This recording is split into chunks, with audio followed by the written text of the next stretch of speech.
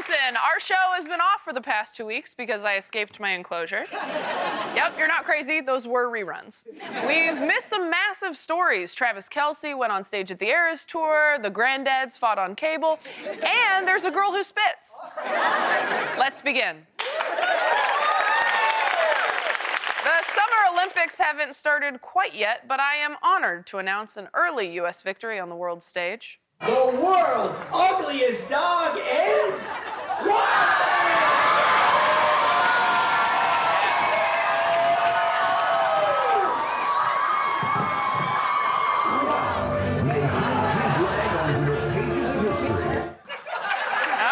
That's right, the world's ugliest dog contest. And it's legit. It's been going on for nearly 50 years, and that's longer than the Olympics, probably. Don't Google it. The winner of this year is named Wild Thing. Yeah, there he is. There he is. Looking at him reminds me I need to wax. He's from Oregon, and I, for one, am so proud of our nation. Wild Thing has competed 5 times, but this is his first win. Yeah, right? It's inspiring. Reminds everyone that there's always next year to get uglier. In other attainable beauty standard news, an innovative new beauty contest is about to have its inaugural competition this month, the Miss AI beauty pageant. Here's a video of one of the contestants.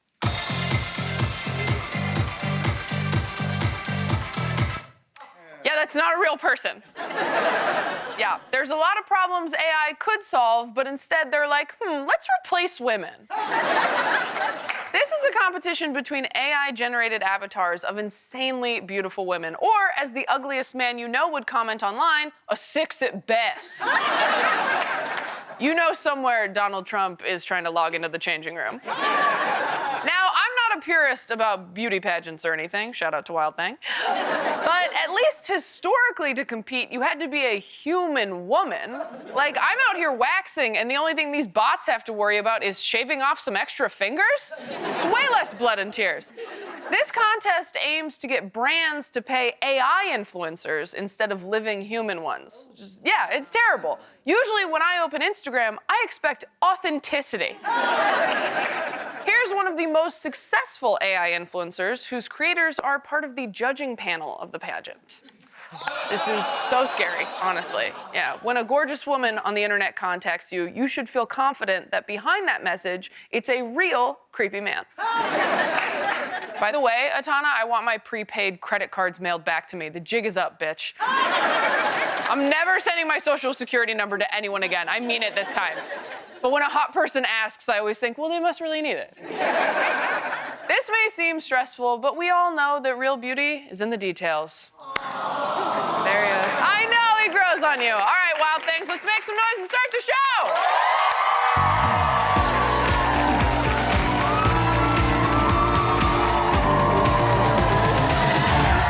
Let's meet tonight's guests. You know him from Netflix's Grace and Frankie. It's actor, writer, director, and comedian Baron Vaughn.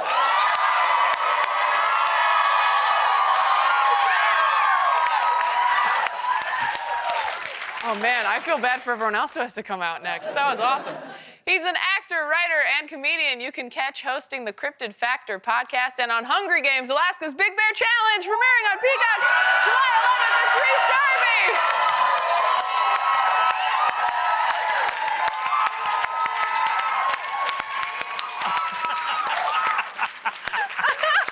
Perfect. Perfect. Flawless. And you know him from Apple TV's Physical and can see his latest stand-up special, Religion, Sex, and a Few Things in Between on Max. It's Rory Scovel! Thank you. Thank you. Thank you. Thanks for coming out. Thanks for coming out. Thanks for coming out. Thanks for coming out. No.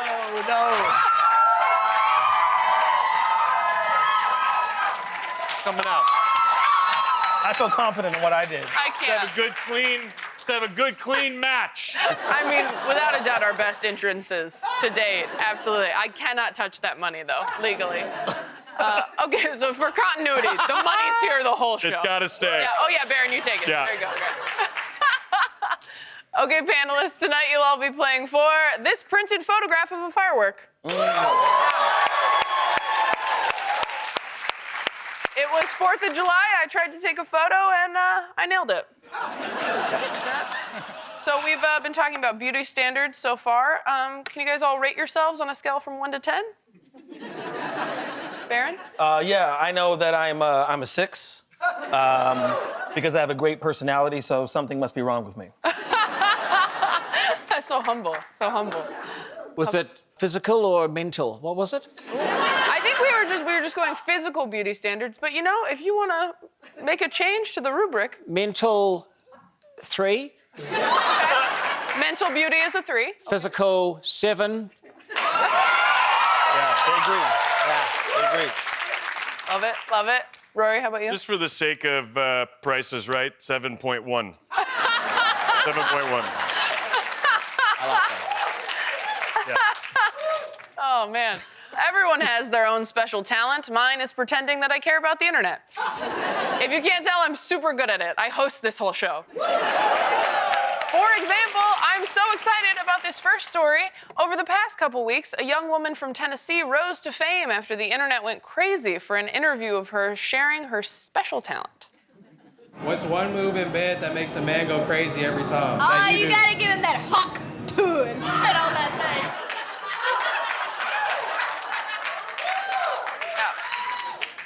Haley Welch, who is known as the Hawk Tuah girl, is now a bona fide celebrity. Country star Zach Bryan brought her up on stage, and there's talk of a reality show about her family. Yeah, she now has Hollywood representation and is on her way to LA. Yeah, that's right. She's gonna have to start giving 10% of that spit to a manager. Look, that's how it works out here. Now that she's officially in the biz, what is in Hawk Tuah girl's amazing future? Baron? She's gonna start a service called Hawk 23andMe.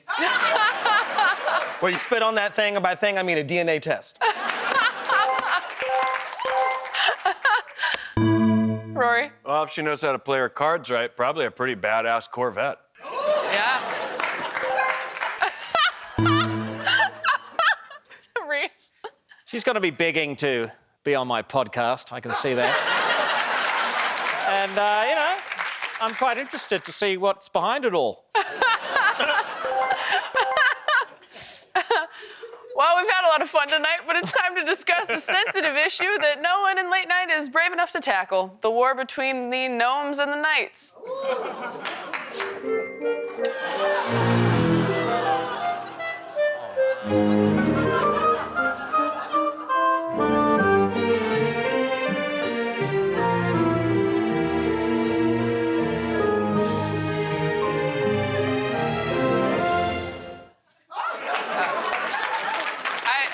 I know what you're thinking.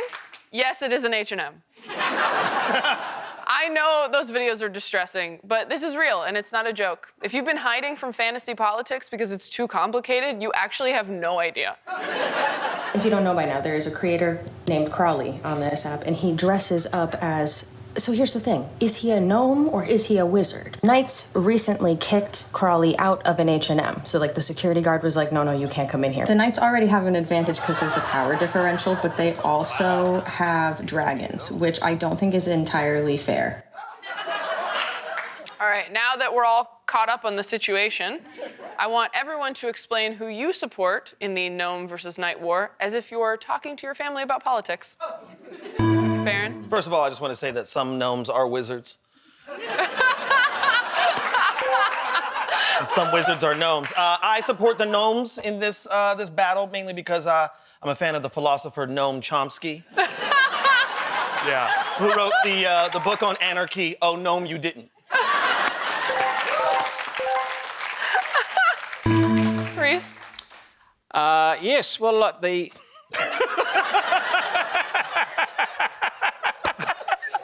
gnome, Yeah. we pronounce the G in New Zealand. Oh, right, of course. It was silent for years, but it's come out now. And you know what I would actually do? I'd join the Gnomes, and then I would infiltrate the Knight base. I would ride a mermaid to the castle, and then I would climb the castle walls and then infiltrate the Knight headquarters. And I would, and when they were least expect it, I'd garrote them.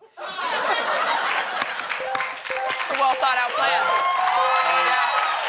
Rory, do you have This is difficult for me because verbatim, I was going to say what Rhys said. Yeah. I knew it. So now I'll fly off the cuff now. Good luck, buddy. I think it's pretty evident when you see this kind of footage that the gnome is a Democrat. I think it's pretty obvious the knight is a Republican. And I personally side with all the regular people in the video who have to live their lives subjected to the obsessive need for people to create content in public spaces. And that's why I'm running for president. Okay, up next. Things are heating up between America's favorite couple. No, I'm not talking about Humphrey Bogart and Lauren Bacall. I'm talking about Gen Z's royal family, Sabrina Carpenter and Barry Keoghan. Yeah. Oh, wow. Yep. Man. There they are. Recently, a sensual moment between the two went viral.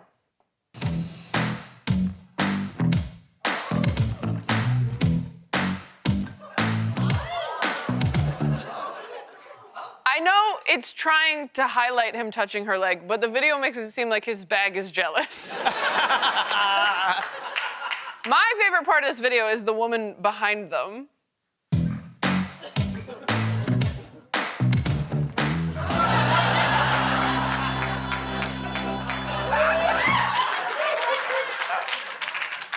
This is the face you make if you're the third wheel and the other two wheels are famous. All right, guys, I officially order you to do an impression of that woman. Baron. Can't look at this. I'm Sabrina's mom's sister, also known as a carpenter aunt.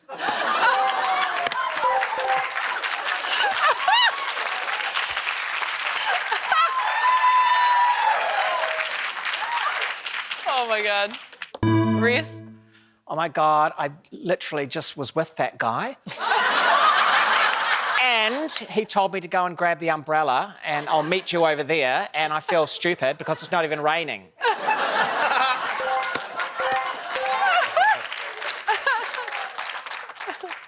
Oh, he's about to Hawk Tuah that. No, look. You're running for president! You just ruined You can say that if you run for president. I just ruined my candidacy by telling the truth. The irony. Yeah. It's a country cipher. Yeah. Rhys is in the lead with 1,800 points. When we come back, we're using the ancient technology known as VCR. Stick around.